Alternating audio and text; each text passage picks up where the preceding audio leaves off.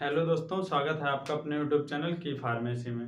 दोस्तों, आज हम बात करने वाले हैं मसल कॉन्ट्रैक्शन के बारे में, जिसे हम मांसपेशी संकुचन भी कहते हैं। ठीक है, ये किस प्रकार से होता है, ये आज हम वीडियो में इसी के बारे में जानेंगे। ये किस प्रकार से मांसपेशी संकुचन होता है। ये जो होता है, ये पार्ट होता है दोस्तों, ये न्यूरॉन्स, ये जो मसल्स होती हैं, जो न्यूरॉन्स होते हैं, ये न्यूरॉन्स होते हैं।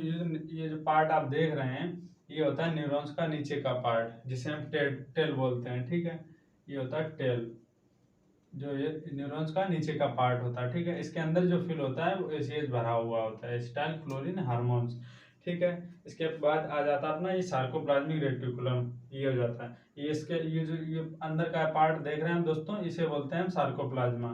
ठीक है, इसके बाद इसकी जो ये लेयर होती है ना, ये दोस्तों लेयर, इसको बोलते हैं सार्कोलेमा। ठीक है, इसके बाद जो इसकी जो से ये बाहरी जो होती है, इसे पूरी पूरी बॉडी को, ये सार्कोलेमा की पूरी बॉडी को मसल सेल जानते हैं। ठीक है, इसके अंदर जो होता है दोस्तों, वो कैल्शियम आयन भरा होता है। सार्कोप्लाज्मा के अंदर होता है सार्कोप्लाज्मिक रेटिकुलम। ठीक है, सार्कोप्लाज्मा के अंदर क्या होता है, सार्कोप्लाज्मिक रेटिकुलम। सार्कोप्लाज्मिक रेटिकुलम के अंदर कैल्शियम फिल होता है। ठीक है, अब हम ये जाने कि ये मतलब मांसपेशी संकुचन है किस प्रकार से होता है। तो दोस्तों, सबसे पहले हमारे ब्रेन से मैसेज आता है कि मांसपेशी संकुचन होगा। एक तरीके से इसे हम बोलते हैं, ये आगे पीछे मांस इसे होगा।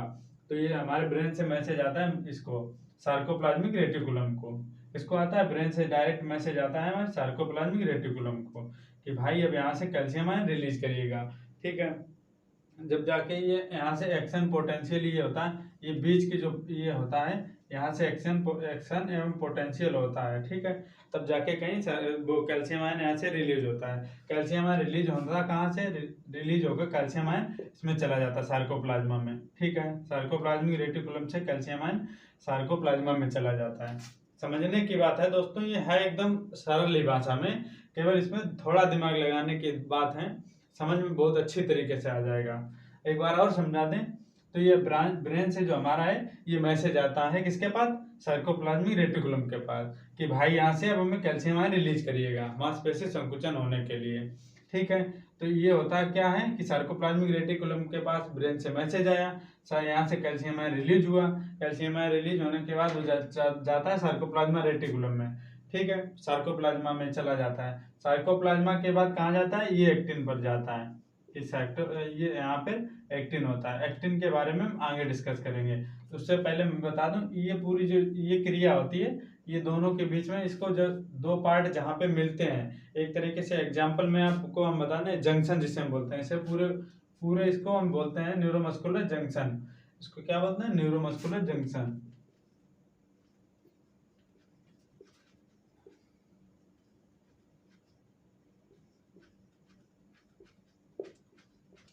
इसे हम शॉर्ट फॉर्म में एनएमजे भी बोलते हैं।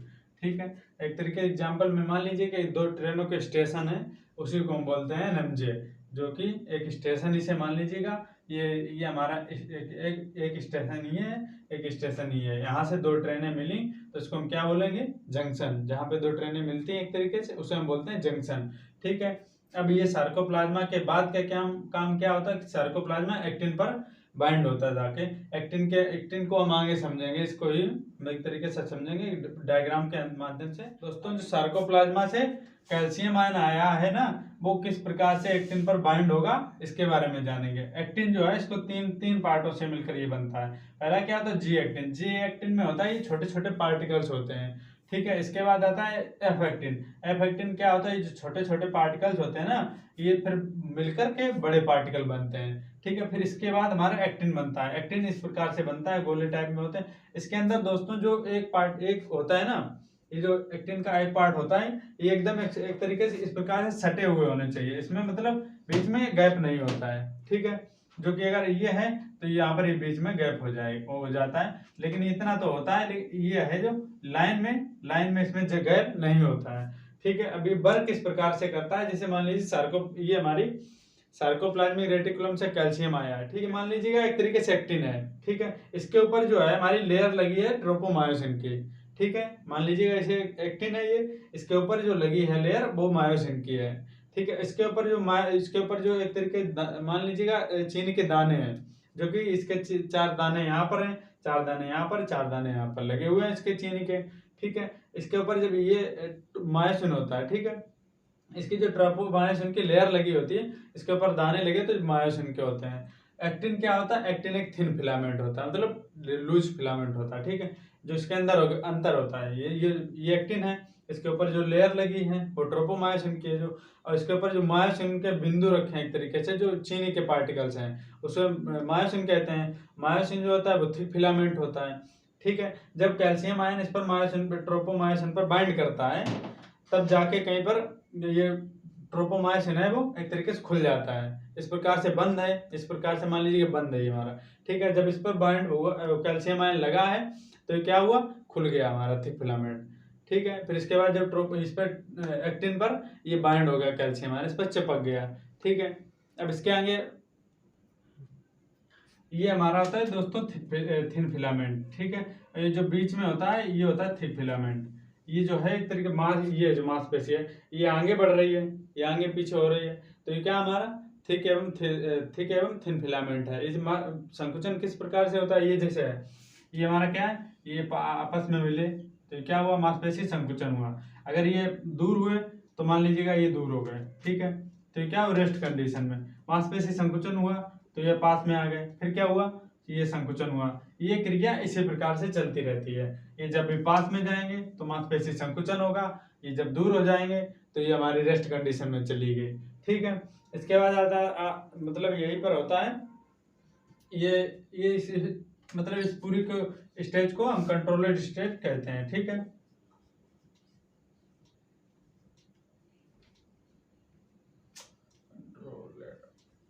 स्टेज, इसको हम पूरी को कंट्रोलेड स्टेज कहते हैं, क्योंकि ये हमारी जो मांसपेशी संकुचन होता है इस प्रकार से जो होता है कि मांसपेशी संकुचन ये हो रहा है, तो ये पूरी कंट्रोलेड को कंट्रोल करता है, ठीक है। इसके बाद हम समझेंगे कि एटीपी से एडीपी में किस प्रकार से कन्वर्टेड होता है। एक्टिन और मायोसिन ये काम किस प्रकार से करता है? जब मायोसिन जो होता है ना, मायोसिन जब एक्टिन को अपनी खींचेगा, जब मायोसिन मान लीजिए ये मायोसिन है, ठीक है, मायोसिन हुआ, ये जब खींचेगा एक्टिन को तब क्या होगा? यहाँ पर एक्टिन के पास एटीपी होता है, ठीक है। मायोसिन के पास क्या होता है? एडीपी प्लस फास्फोरस इसके पास होता है। एटीपी होता है एड्रीनो ट्राइफॉस्फेट।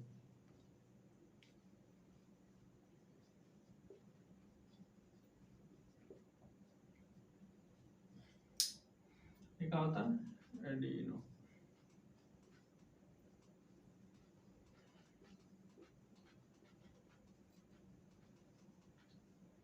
ठीक है। अब होता क्या है, जब ये मायोसिन जब एक्टिन को खींचेगा अपनी तरफ तो यहाँ पर एटीपी होगा। जब ये इस प्रकार से इसने खींचा, ये इस प्रकार से गया, ये एक्टिन को इस प्रकार से इधर खींचा, इसने पीछे की तरफ खींचा, तो यहाँ पर क्या हुआ? एटीपी जो है, एटीपी का एक पार्टिकल यहाँ पर बाइंड हुआ। एटीपी यहाँ पर जब बाइंड हुआ तो मायोसिन जब ये फिर इधर गया, ठीक है, फिर ये मायोसिन मतलब यहाँ पर अपनी जगह इसने छोड़ दी, ये अपनी तरफ फिर पीछे आ गया, तो यहाँ पर जो पार्टिकल था वो इस प्रकार से नीचे चला आ गया, मतलब इसी में आ गया मायोसिन में, जो कि एडीपी और फास्फोरस में टूटेगा। यही क्रिया बार बार चलती रहती है। क्या होता है? जब मायोसिन ऊपर जाता, मायोसिन इस पर बाइंड होगा, ये जब पीछे खींचेगा तो यहाँ पर क्या होगा? एटीपी का एक पार्टिकल यहाँ पर बाइंड होगा, बाइंड होने के बाद इसके पीछे चले आए, जब ये पीछे आएगा तो यहाँ पर ये इस प्रकार से छूट जाएगा, और इसके साथ जो एटीपी का जो पार्टिकल है ना वो नीचे चला आया, एटीपी क्या एडीपी में और फास्फोरस में ही टूट गया।